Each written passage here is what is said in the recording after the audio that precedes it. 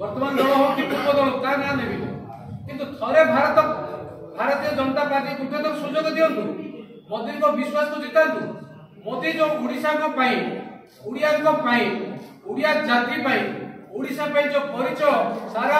विश्व रे सारा भारत वर्ष रे से प्रेसिडेंट होंतु कि आरबीआई रे गवर्नर होंतु कि सीएजी रो हेड होंतु कि काश्मीर रो गवर्नर होंतु कि एलआईसी रो चीफ होंतु कि जीआईसी रो चीफ होंतु कि पाणीपाग रो चीफ होंतु कि आर्मी रो डेप्यूटी चीफ होंतु कि नेवी रो होंतु जो विभिन्न क्षेत्र रे कि 18 लाख कोटी टंका ओडिशा को दबारे हो प्राय 19 लाख कोटी टंका ए जो क्षेत्र रे आज ओडिशा जो विभिन्न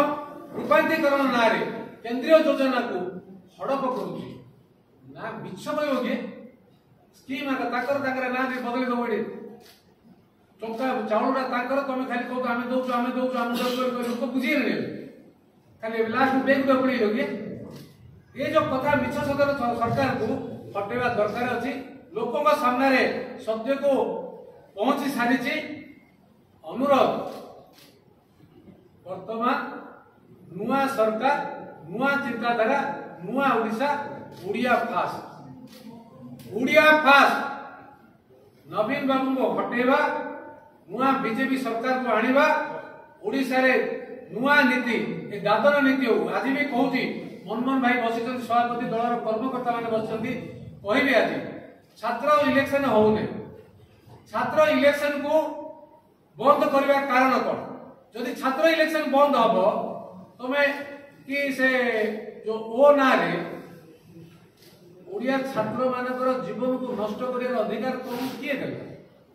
जदि छात्र इलेक्शन हबो नै छात्र नेतृत्व आसीबे कोने मु अनुरोध करबे मनमोहन भाई को जे ए निर्वाचन रे छात्र मानक पाई ताकर कॉलेज इलेक्शन रो व्यवस्था जेमिति करिवे एक द्वितीय कथा हला दादन भाई माने ओडिया दादन भाई माने जहा पई ओडिशा रे चारि पड़े प्रसिद्ध होई गलानी जे एक नंबर विश्व रे दादन श्रमिक सप्लाई करिया हमर फेमस हलानी ताकू बंद करिया पई दादन सुरक्षा नीति सहित